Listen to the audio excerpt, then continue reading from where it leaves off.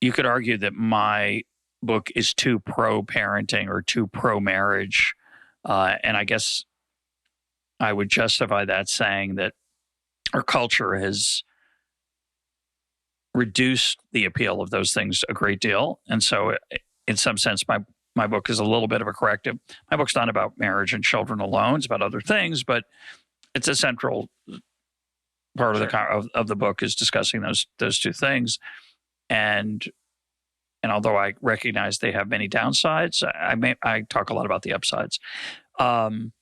You suggest in your book that in the end, in your afterword, and that children have shaped you in certain ways. Can you talk about that? Well, Having children. They certainly challenge your discipline in a lot of ways, right? But we were talking about saying no earlier. I think one of the big things that shaped me was realizing that when I was saying yes to the things I say yes to, again, somebody else pays that bill, right? So the decision to go out of town to attend this conference or to go on this cool trip or to go to this meeting, that means I'm not picking my son up from school, or that means I'm tired in the afternoon and I can't do X, Y, or Z.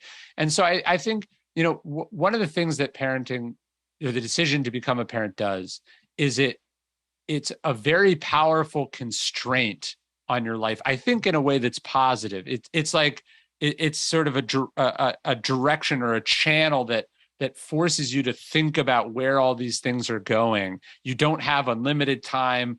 You can't have whatever schedule you want. It forces you. It forces you to become an adult in so many ways. Doesn't force you to become an adult. It should make you an adult if you are taking the obligations and the responsibility of it seriously.